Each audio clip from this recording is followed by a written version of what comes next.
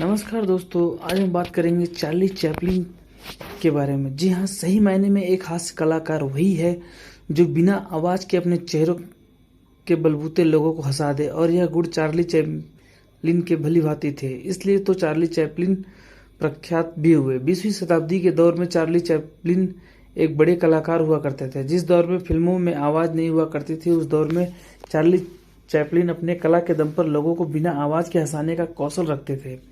यह अपने ट्रम्प करके चलने के अभिनय भी बहुत प्रसिद्ध थे। आज फिल्मों में आवाज़ आ चुकी है, लेकिन आज भी इनकी कॉमेडी के लोग उतना ही पसंद करते हैं जितना उस दौर में किया करते थे।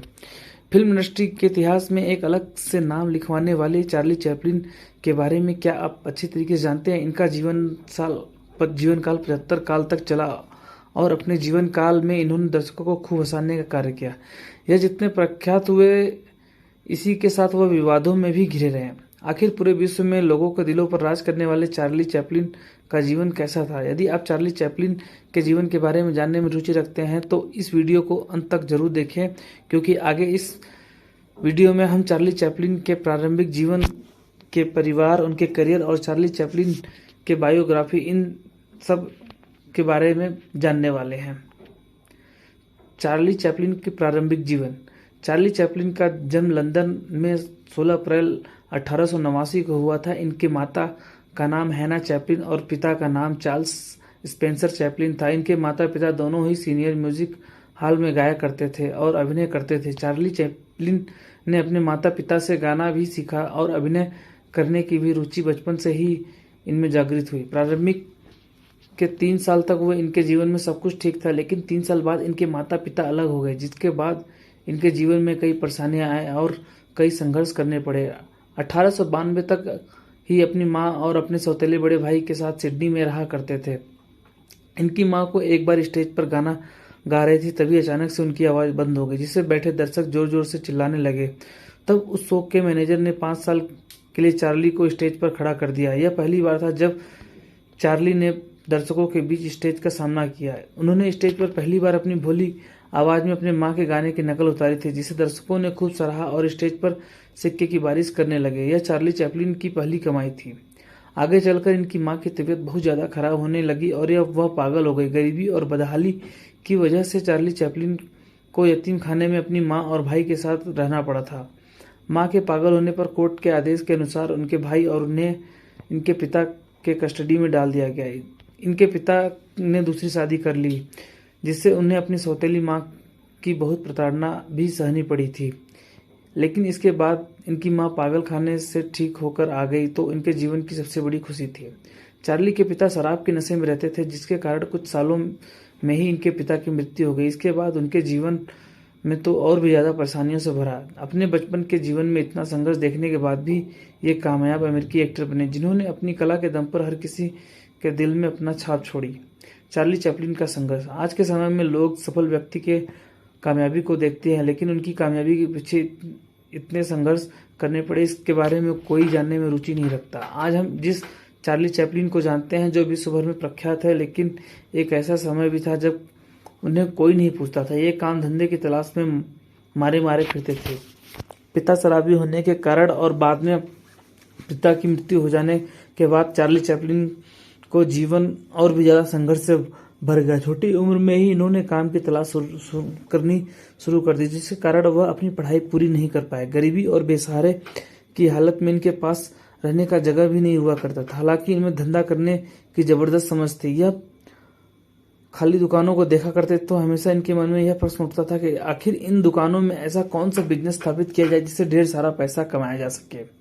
कभी यह मछली बेचने का व्यवसाय के बारे में सोचते, तो कभी चिप्स बेचने से लेकर अन्य तरह की दुकान को खोलने के बारे में सोचते, लेकिन समस्या थी पूंजी की। अंत में तो इन्होंने अपनी माँ से कहकर भी अपनी पढ़ाई भी बंद करवा दी, क्योंकि जब घर में खाने को नहीं रहेगा तो पढ़ाई कहाँ से कर पाएंगे। पढ़ाई छोड़ने के बाद इनके पास पूंजी तो इकट्ठा नहीं हुई, लेकिन इनके पास वक्त काफ़ी ज़्यादा था, इसलिए इन्होंने अलग अलग तरह के काम करने शुरू कर दिए। इन्होंने अखबार बेचना, प्रिंटर का काम करना, ग्लास ब्लार का काम करना, खिलौना बनाना से लेकर जूते चमकाने का काम करना, कपड़ों पर ब्रश करना, साफ कलर लगाना, जैसे ना जाने कितने ही काम इन्होंने अपने जीवन में किए और इन कामों को करते हुए अपने लक्ष्य तक पहुंच गए। चार्ली चैपलिन की कामयाबी।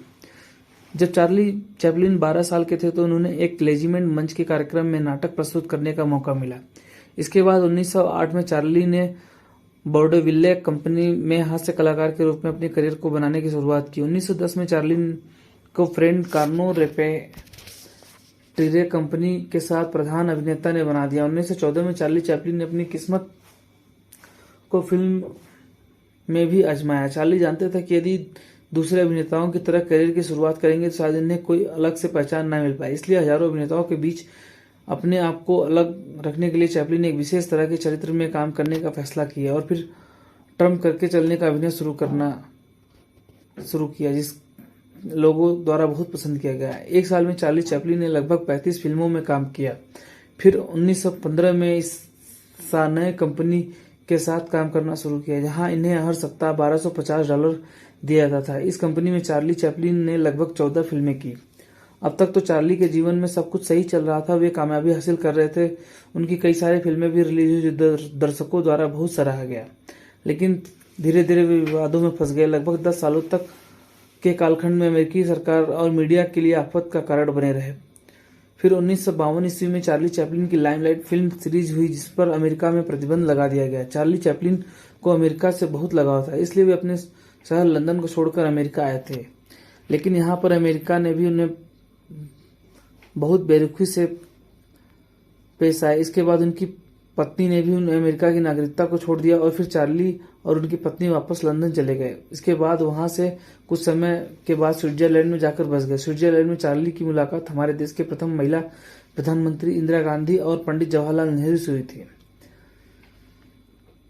चार्ली चैपलिन के बारे में रोचक तथ्य। चार्ली चैपलिन का असली पूरा नाम चार्ल्स स्पेंसर चैपलिन था। चार्ली चैपलिन का जन्म 16 अप्रैल 1889 को लंदन में हुआ था, लेकिन उन्हें अमेरिका से बहुत लगाव था, इसलिए अपने शहर को छोड़कर अमेरिका आ गए। लेकिन अंत में अमेरिका ने भी उन्हें उनके साथ बेरुखी दिखाई, जिस कारण वे वापस अपनी पत्नी के साथ अमेरिका को छोड़ अपने शहर आना पड़ा।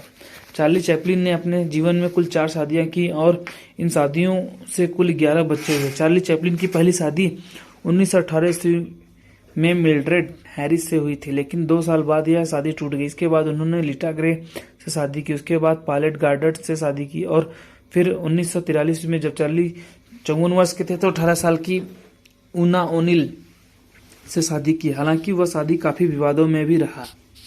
चार्ली चैपलिन के माता पिता बचपन में ही अलग हुए, जिस कारण से उन्हें काफी परेशानियों का सामना करना पड़ा। बचपन में इनकी मां ने मानसिक संतुलन खो दिया। 9 साल की उम्र में ही उन्हें पेट पालने के लिए काम करना पड़ा और 13 साल की उम्र में ही अपनी पढ़ाई छोड़ दी। चार्ली चैपलिन बेहद कम उम्र में ही स्टेज शो करना शुरू कर दिया था। मात्र 19 साल की उम्र में उन्होंने अमेरिकन कंपनी के साथ काम करना शुरू किया। दुनिया का महान हस्ती यहाँ चार्ली चैपलिन के प्रशंसक थे। ब्रिटेन की महारानी और मशहूर साइंटिस्ट एल्बर्ट आइंस्टाइन ब्रेन के प्रशंसक थे। चार्ली चैपलिन ने दोनों विश्व युद्ध को अपने जीवन काल में देखा था। ऐसे भयानक पल में भी चार्ली चैपलिन लोगों को दुखों को दूर कर उन्हें हंसाने का कार्य किया करते थे।